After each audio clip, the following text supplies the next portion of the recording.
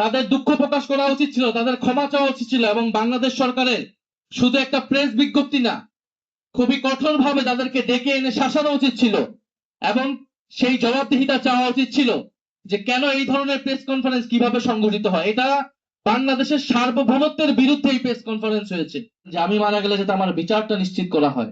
দিল্লিতে একটা press conference হয়েছে যেখানে ফ্যাসিস্ট আওয়ামী লীগ সেই এবং শেখ হাসিনা, গণহত্যাকারী শেখ হাসিনা যিনি দিল্লিতে আশ্রিত, তারা একটা প্রেস কনফারেন্স করেছে।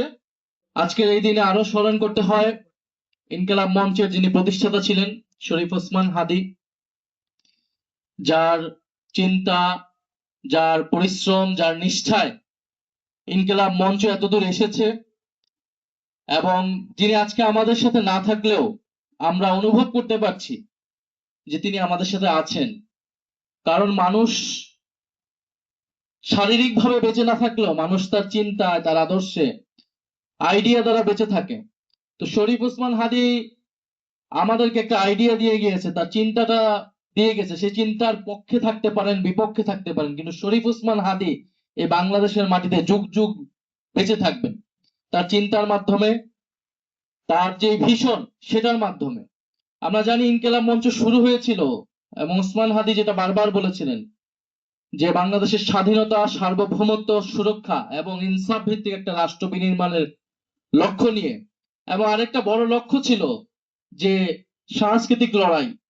জুলাই গণ অভ্যুত্থানের পরে যখন আমরা বৈষম্য বিরোধী আন্দোলন, যখন আমরা নাগরিক কমিটি, অন্তর্বর্তী সরকার ইত্যাদি নিয়ে ব্যস্ত ছিলাম, এই পুরো ঘটনাটা ছিল রাজনৈতিক। কিভাবে আমরা রাজনৈতিকভাবে টিকে থাকবো, কিভাবে আমরা রাজনৈতিকভাবে জুলাইকে সামনে নিয়ে আসব, সামনে এগিয়ে নিয়ে যাব। তখন শরীফ ওসমান হাদী এটা বুঝতে পেরেছিলেন যে আমাদের লড়াইটা শুধু রাজনৈতিক না, আমাদের লড়াইটা সাংস্কৃতিক। এ কারণে তিনি সাংস্কৃতিক সংগঠন, সাংস্কৃতিক চিন্তা এবং সাংস্কৃতিক লড়াইটাকে সামনে নিয়ে আসেন, যেটার বহিঃপ্রকাশ ছিল ইনকিলাব মঞ্চ।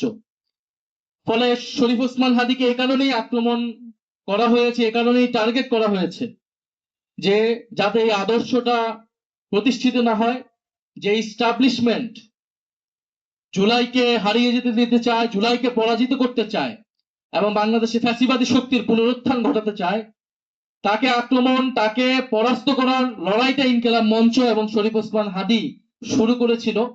ফলে ওসমান হাদীকে এই জন্য টার্গেট করা হয়েছিল, এবং এটা আমাদের জন্য দুঃখজনক যে ওসমান হাদীকে আমরা তো বাঁচাতে পারি না এবং তার বিচারটা আমরা নিশ্চিত করতে পারি না, যেটা তার শেষ চাওয়া ছিল। আমরা শেষের দিকে দেখেছি ওসমান হাদী এই কথাই বারবার বলতেন যে আমি মারা গেলে যাতে আমার বিচারটা নিশ্চিত করা হয়।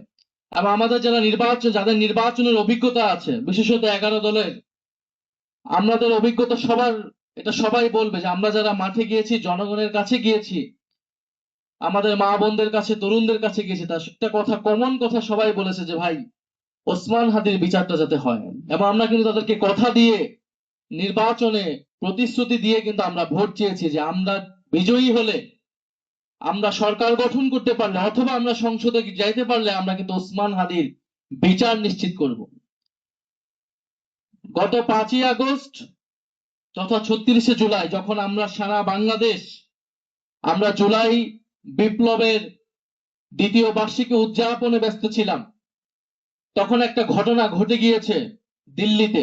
আপনারা সবাই জানেন দিল্লিতে একটা প্রেস কনফারেন্স হয়েছে যেখানে ফ্যাসিস্ট আওয়ামী লীগ সেই এবং শেখ হাসিনা, গণহত্যাকারী শেখ হাসিনা যিনি দিল্লিতে আশ্রিত, তারা একটা প্রেস কনফারেন্স করেছে, এবং ভারত সরকার সেই দায় নিচ্ছে না, সেটাকে অস্বীকার করছে।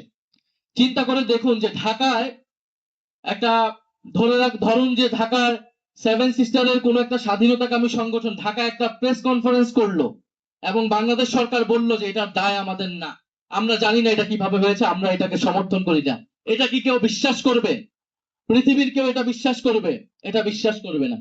ফলে দিল্লিতে যে প্রেস কনফারেন্স হয়েছে, এটা অবশ্যই ভারত সরকারের, এটা প্রত্যক্ষ এবং পরোক্ষ সমর্থনেই এই প্রেস কনফারেন্স হয়েছে। ফলে দিল্লি থেকে আওয়ামী লীগ যা কিছু বলছে, শেখ হাসিনা যা কিছু বলছে, এটা আমরা শেখ হাসিনার ভাষ্য হিসেবে নিলে এটা ভুল করা হবে। এটাকে নিতে হবে এটা দিল্লির ভাষ্য। এটা ভারতের ভাষ্য, ভারত এই বার্তাটা বাংলাদেশকে দিতে যাচ্ছে। ফলে ভারত তার কাজ করে যাবে, কিন্তু বাংলাদেশ কি করবে? আমরা কয়েকদিন আগে দেখলাম যে তারেক রহমানের সাথে, বর্তমান সরকার প্রধান তারেক রহমানের সাথে ভারতীয় হাই কমিশনার তিনি একটা সাক্ষাৎ করলেন, এবং সেই সাক্ষাতের পরে পররাষ্ট্রমন্ত্রী খলিলুর রহমান তিনি প্রেস ব্রিফিং এ বললেন যে ওসমান হাদির খুনিদের প্রত্যর্পণ বিষয়ে এবং শেখ হাসিনার প্রত্যর্পণ বিষয়ে আলোচনা হয়েছে। কিন্তু ভারতীয় হাই কমিশনার যখন প্রেস ব্রিফিং করলেন, তার মুখ থেকে কিন্তু আমরা এরকম কিছু শুনলাম না। এবং আমরা বোধ করি যে সেই 5ই আগস্টের প্রেস কনফারেন্স নিয়ে সেখানে ভারতীয় হাই কমিশনের বার্তাটা কি, তাদের বক্তব্য কি, এটা কিন্তু এখন পর্যন্ত আসেনি। তাদের দুঃখ প্রকাশ করা উচিত ছিল, তাদের ক্ষমা চাওয়া উচিত ছিল, এবং বাংলাদেশ সরকারের শুধু একটা প্রেস বিজ্ঞপ্তি না, খুবই কঠোরভাবে তাদেরকে ডেকে এনে শাসানো উচিত ছিল, এবং সেই জবাবদিহিতা চাওয়া উচিত ছিল যে কেন এই ধরনের প্রেস কনফারেন্স কিভাবে সংগঠিত হয়। এটা বাংলাদেশের সার্বভৌমত্বের বিরুদ্ধে এই প্রেস কনফারেন্স হয়েছে।